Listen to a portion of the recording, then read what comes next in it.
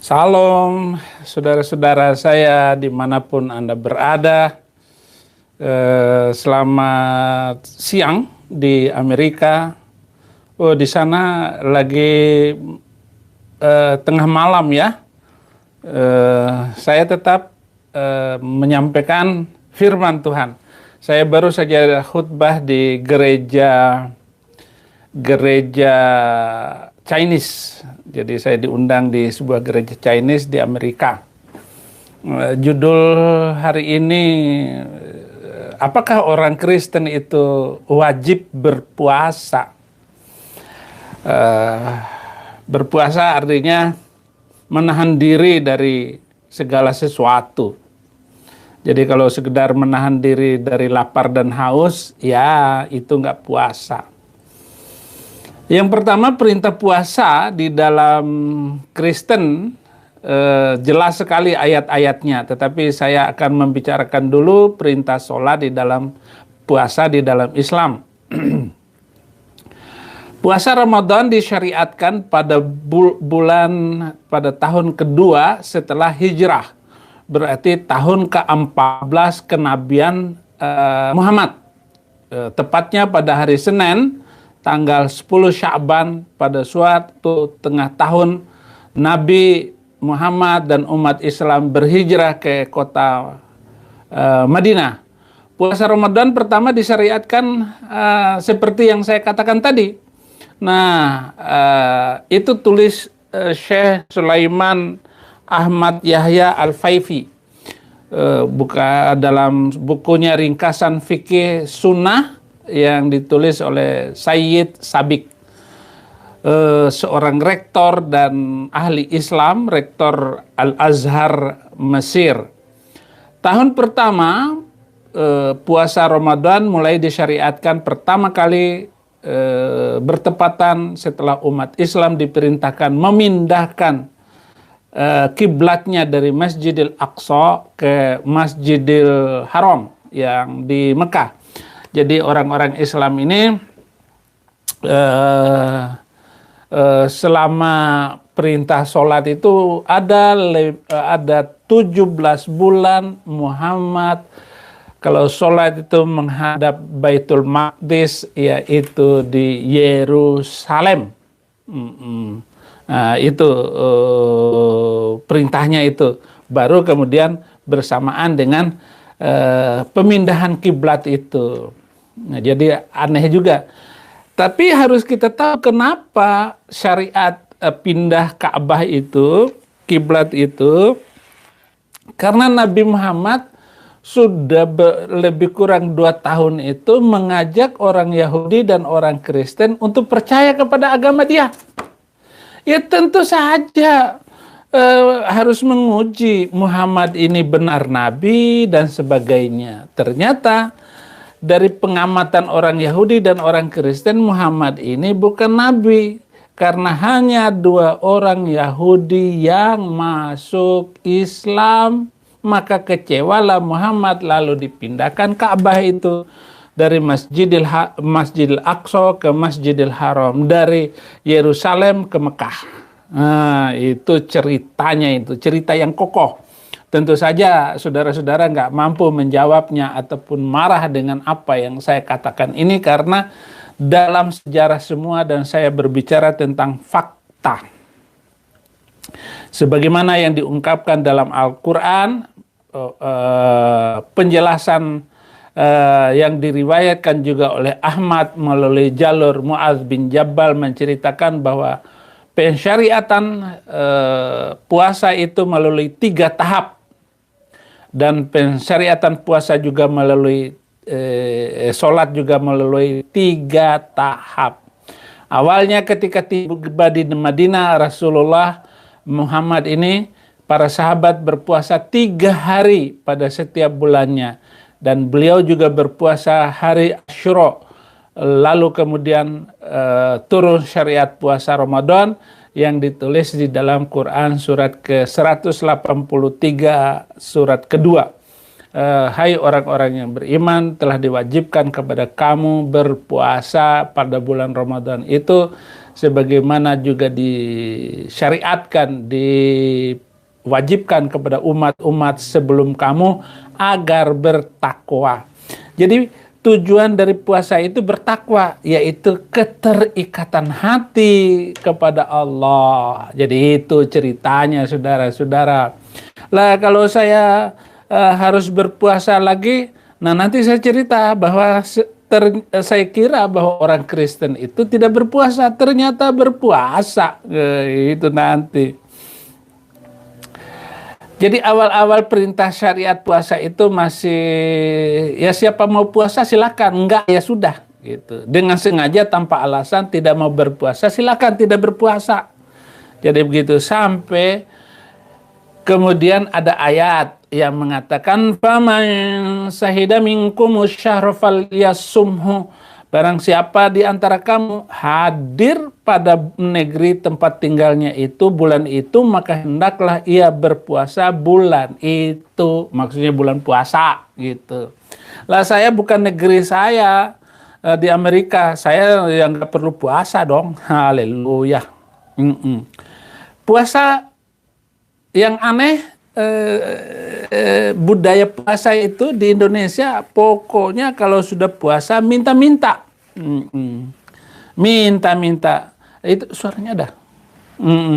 Minta-minta terus. Maka seluruh kota di Indonesia itu penuh dengan fakir miskin, minta-minta, merusak, mengganggu lalu lintas. Nah, inilah yang tidak pantas untuk dibudayakan. Jadi Indonesia itu kasihan bulan. Muncul setiap perempatan jalan penuh dengan orang fakir miskin, kotak amal masjid, penjual asongan. Penjual asongan tuh banyak sekali. Bahkan yang minta-minta di jalan tuh pakai toa lagi. Ini tidak boleh ditiru oleh orang Kristen untuk membuat toa kota amal untuk gereja, itu nggak boleh. Maka serentak berkerumun di semua kota di Indonesia, apalagi Bandung. Bandung itu adalah kota yang semerawut kalau bulan puasa, apalagi menjelang Idul Fitri itu. Pengamen, ada minta-minta, ada kotak masjid ada. Saya nggak tahu apakah masjidnya di mana, dibangunnya di mana. Tidak jelas. Ini harus diperhatikan oleh pemerintah Indonesia ya. Ya kalau ngomong begitu ya di Amerika ya nggak ada yang minta-minta, toa masjid juga nggak ada. Bahkan di satu kota yang sedang saya tinggal ini, saya nggak nyebut dulu kotanya ya. Pokoknya saya sudah keliling Amerika, seluruh kota. Di kota ini, jangankan toa masjid, ayam saja nggak boleh dipelihara di kota ini. Menurut aturan wali kotanya, nggak boleh pelihara ayam. Kenapa? Nanti jam 4 pagi itu sudah bunyi kuk. Nggak boleh dipelihara ayam di sini karena mengganggu orang. Orang mau tidur, ya. Jadi nggak boleh ribut. Ayah rohani saya itu nanya kepada saya, apakah jam bandulan ini akan mengganggu kamu tidur, nak? Saya bilang itu oke, nggak apa-apa. Saya bilang sudah biasa toa masjid itu ribut. Di setiap hari itu subuh itu ada 4 toa masjid, barat, timur, selatan, utara. Makanya saya ucapkan selamat berpuasa bagi saudara-saudaraku dengan nyaman dan aman karena tanpa FPI. Haleluya. Aduh, Habib Saifuddin Ibrahim kalau nggak nyinggung nggak enak apa. Sebenarnya pemerintah Indonesia kalau begitu menghadapi gepeng dan orang-orang anak-anak jalanan ini, ya pemerintah Indonesia sebenarnya harus punya kemampuan untuk menghapuskan budaya rusak ini. Kenapa tidak mengerahkan polisi, tentara begitu untuk menangkap orang-orang yang mengganggu toleransi dan damai ini, yang mengganggu perjalanan ini. Orang-orang itu biarkan saja, taruh di panti asuhan, taruh di panti penangkapan, panti sosial gitu. Supaya tidak ada lagi. Nah, polisi-polisi yang nganggur, tentara-tentara yang nganggur, itu harus melakukan hal yang sama. Kenapa kok hanya mengerahkan 25 polisi untuk menangkap NKC? NKC loh, ditangkap 25 polisi di Bali itu. Padahal KC itu nggak bakal lari, nggak akan kabur. Mau kabur kemana coba? Bukankah polisi juga banyak melakukan hal-hal kesalahan dan mempermainkan hukum, otak-atik hal yang tidak perlu? Orang nggak bersalah jadi bersalah. Iya, ada polisi itu macam-macam. Nggak usah lah polisi nunggu di perapatan, itu nggak boleh. Nggak ada polisi Amerika yang nunggu di perapatan kayak begitu. Ya, tidak ada, Pak. Nah, sementara TNI hanya latihan melulu, perang nggak pernah dikirim ke sana kan, ke Armenia itu. Indonesia mau membela Rusia apa Armenia? Ya kalau orang Islam pasti membela Rusia untuk menghancurkan Armenia yang mayoritas Kristen. Itu tuh yang dipikirkan, bukan bagaimana membela perdamaian, berjuang untuk kebenaran dan menegakkan keadilan. Ini membela sesama agama, ya rusak jadinya. Kenapa ABRI masuk di desa AMD tidak berjalan lagi untuk membantu dan membangun kebersihan, keindahan desa-desa itu? Bantu dong. Nah, kita sekarang masuk ke dalam orang Kristen berpuasa. Jadi kalau orang Islam itu berpuasa hanya pindah waktu makan aja, ya, nggak makan siang aja, subuh sampai maghrib makan. Sedangkan kalau malam itu maghrib dengan subuh nggak makan, ya sama aja. Cuman pindahin waktu makan aja. Matius 4 ayat 2. Yesus berpuasa dan setelah berpuasa 40 hari dan 40 malam akhirnya laparlah Yesus. Musa berpuasa 40 hari 40 malam untuk mendapatkan 10 commandment, 10 perintah itu. Muhammad berpuasa hanya untuk mendapat satu perintah. Apa? Motong tengkuk orang, dipotong sama dia pakai pedang. Apakah tujuan puasa menurut Alkitab? Nah, ini yang penting dari semuanya ini. Sebelum saya akan membacakan, menyampaikan apa makna puasa bagi orang Kristen. Menurut Alkitab, Yesaya 58 ayat 6 sampai 9, bukan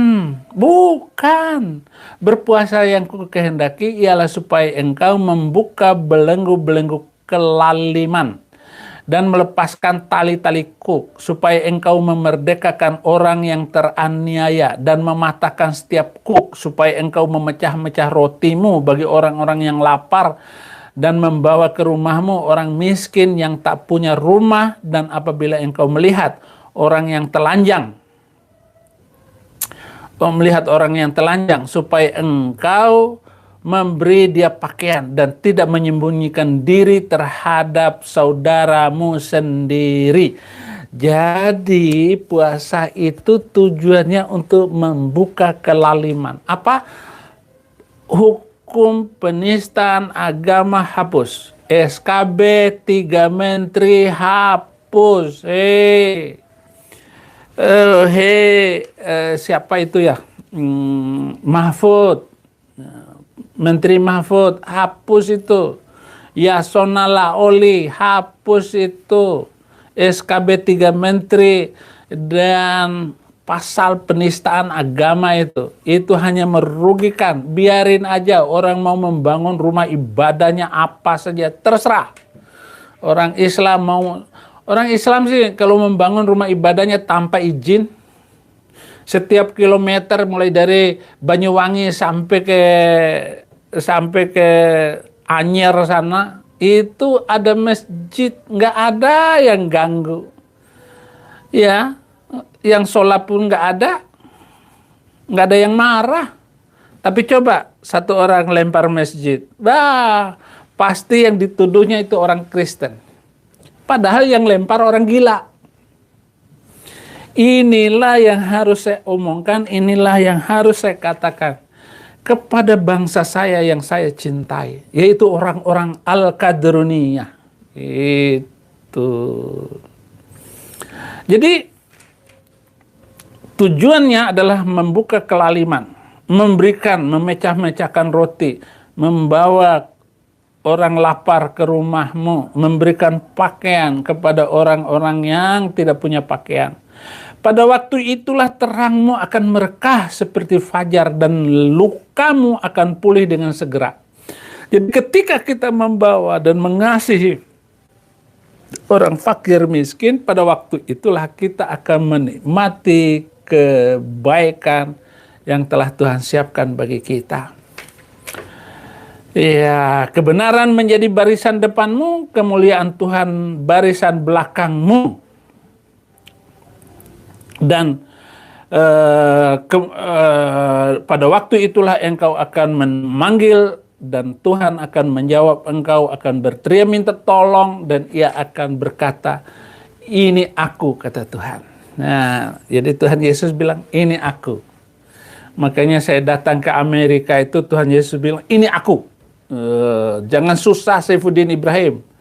Jangan khawatir dan jangan takut sedikit pun terhadap mereka yang hanya bisa membunuh tubuh. Tetapi mereka tidak takut dengan orang sang Tuhan, Raja segala geraja yang akan mematikan nyawamu, yang membuang nyawamu masuk neraka. Karena kamu tidak percaya dengan Yesus Kristus. Ya, akan memanggil nama Tuhan dan menjawab, ini aku, apabila engkau tidak lagi mengenakan kuk belenggu kepada sesamamu dan tidak lagi menunjuk-nunjuk orang dengan jarimu dan memfitnah-fitnah orang dengan jarimu. Jadi ingat tuh JT, kamu sudah ngata-ngatain saya ya, kamu akan kena akibatnya JT. Nah, pendeta-pendeta yang nggak benar, orang-orang Kristen yang kurang bagus, itu jangan menunjuk-nunjuk dengan jarimu. Sikap berpuasa itu bagaimana? Cara bersikap berpuasa. Matius 16 ayat 17, Matius 6 ayat 17 sampai 18 itu, tetapi apabila engkau berpuasa, minyakilah kepalamu dan cucilah mukamu, supaya jangan dilihat oleh orang bahwa engkau sedang berpuasa. Jadi berpuasa yang diperintahkan oleh Yesus Kristus jangan sampai ketahuan orang. Ya, jangan sampai ketahuan orang. Melainkan hanya oleh Bapakmu yang ada di tempat tersembunyi. Jadi Tuhan yang tersembunyi itu sudah tahu kamu sedang berpuasa. Maka Bapakmu yang melihat yang tersembunyi akan membalasnya kepadamu. Jadi cukuplah Tuhan yang melihat puasa kita ini. Dan puasa kita ini untuk Dia, bukan untuk orang lain, bukan untuk siapa-siapa, bukan untuk menjadi la'allakum tattaqun, supaya bertakwa, bukan itu.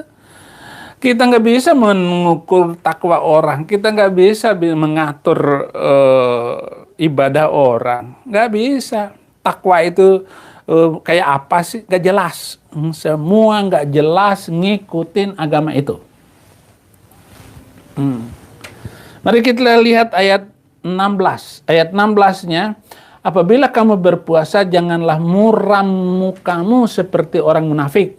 Mereka mengubah air mukanya supaya orang melihat bahwa mereka sedang berpuasa, atau berkata kepadamu, sesungguhnya mereka itu sudah mendapat upahnya. Di Amerika baru hari Minggu, di Indonesia sudah hari Sabtu. Oke, saudara-saudara, terima kasih ya sudah mendengarkan khutbah saya ini. Koyakkanlah hatimu dan jangan pakaianmu. Berbaliklah kepada Tuhan Allahmu, sebab Ia pengasih dan penyayang, panjang sabar, berlimpah kasih setia, dan Ia menyesal karena hukumannya. Jadi hukuman Tuhan itu di dunia ini saja akan terjadi. Maka Tuhan Yesus itu menyesal kalau menghukum Anda. Dia itu baik. Tuhan Yesus baik, sungguh amat baik, untuk selama-lamanya Tuhan Yesus baik, jadi selalu baik. Itu lagu orang-orang Kristen tuh membuat orang ini jadi gampang masuk Kristen.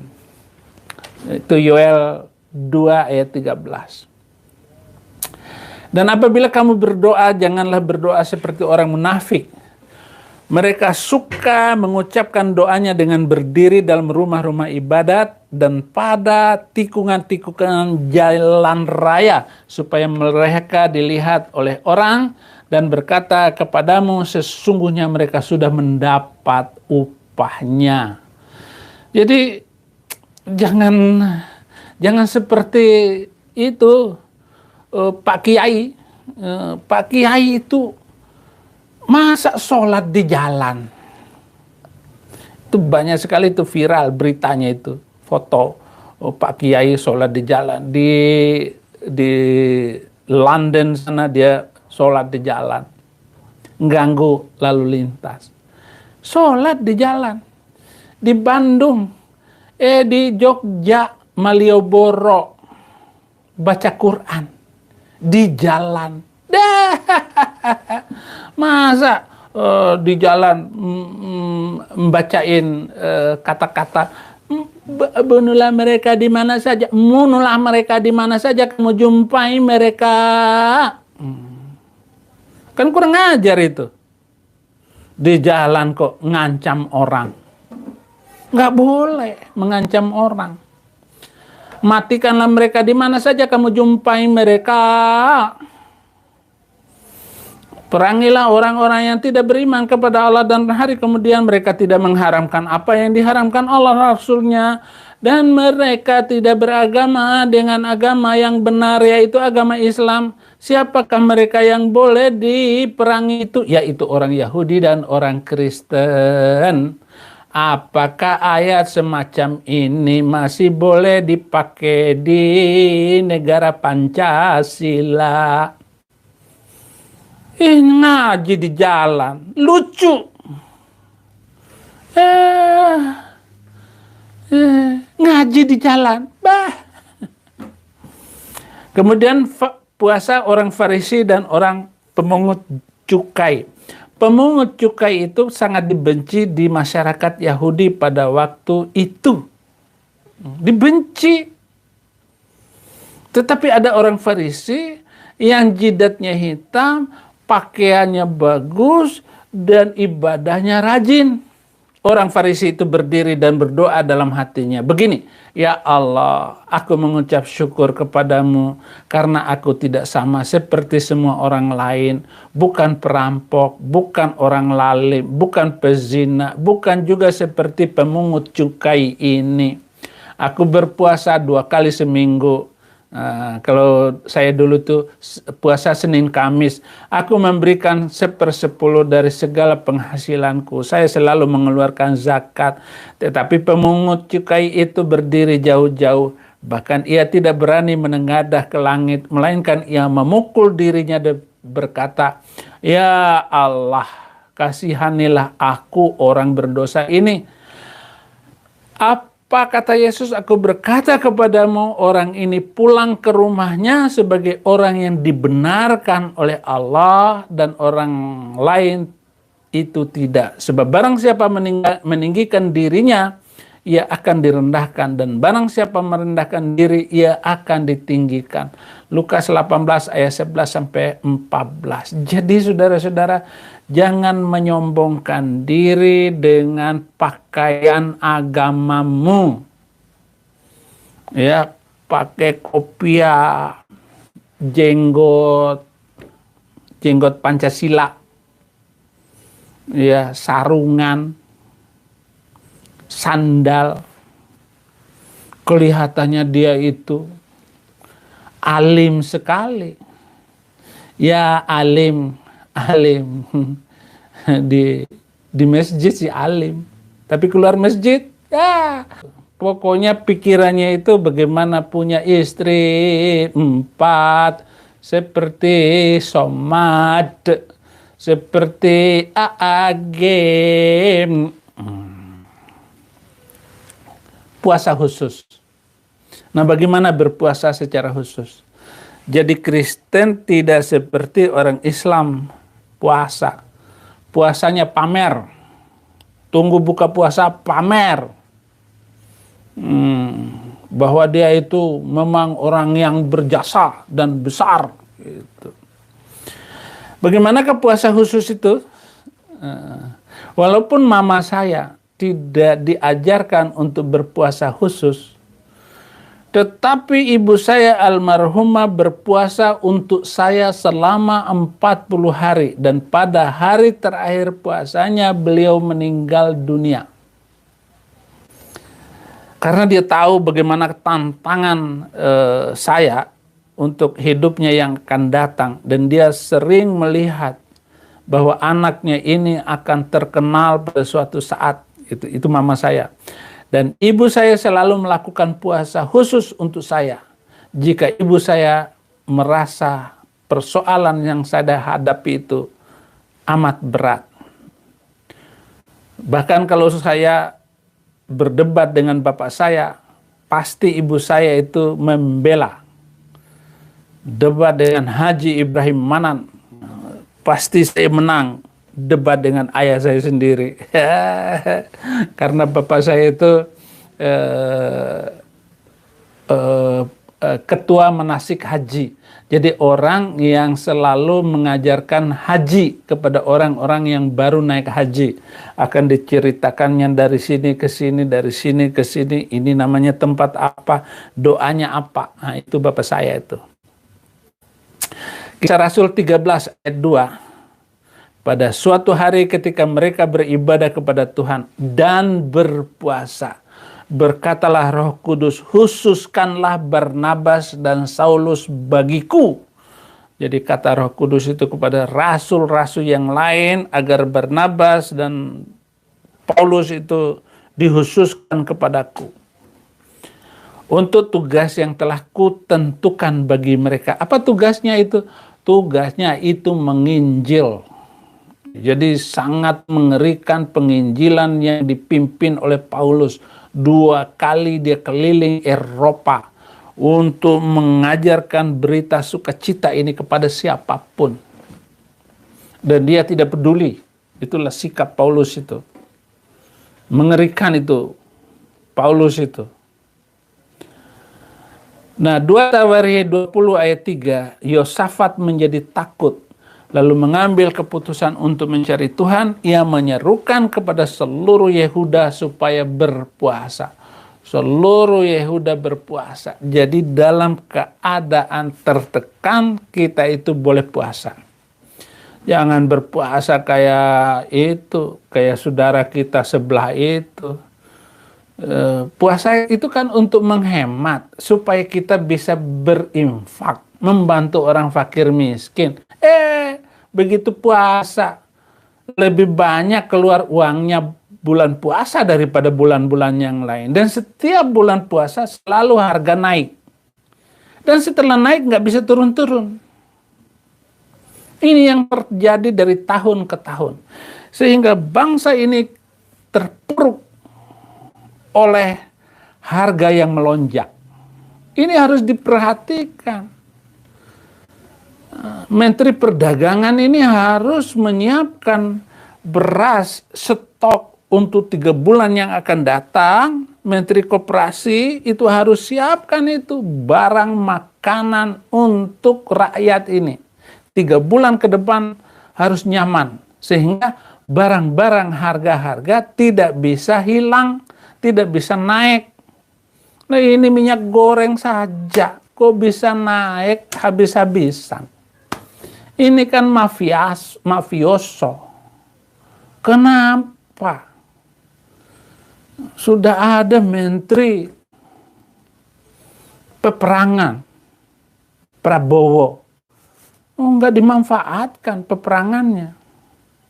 Polisi tidak mampu menemukan. Iya.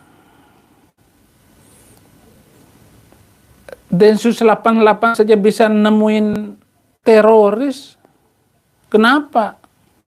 Barang-barang minyak goreng ditumpuk, enggak ketangkap. Ini lucu ini, berarti ada permainan ini. Enggak mungkin. Intelijen polisi enggak mungkin enggak dapat. Kewajiban berpuasa bukan pada bulan ke-9, yaitu bulan sekarang ini namanya bulan ke-9, bulan Ramadan. Di dalam Islam itu bulan ke-9. Bilangan 29 ayat 7, pada hari yang ke-10 bulan yang ke-7 itu haruslah kamu mengadakan pertemuan yang kudus dan merendahkan dirimu dengan berpuasa, maka tidak boleh kamu melakukan sesuatu pekerjaan. Jadi bulan ke-7 itu yang penting dan bukan sebulan penuh berpuasa itu. Berpuasa itu menurut keperluan. Zakaria 8 ayat 19. Beginilah firman Tuhan semesta alam, waktu puasa dalam bulan yang keempat, dalam bulan yang kelima, dalam bulan yang ke-7, dan dalam bulan yang ke-10 akan menjadi kegirangan dan sukacita dan menjadi waktu-waktu perayaan yang menggembirakan bagi kaum Yehuda. Maka cintailah kebenaran dan damailah. Itu. Berpuasa berarti berdamai. Berpuasa berarti mengeluarkan harta kekayaan kita untuk orang yang tidak mampu. Berpuasa itu bukan hanya menahan lapar dan haus, tetapi berpuasa adalah mencintai kebenaran dan damai.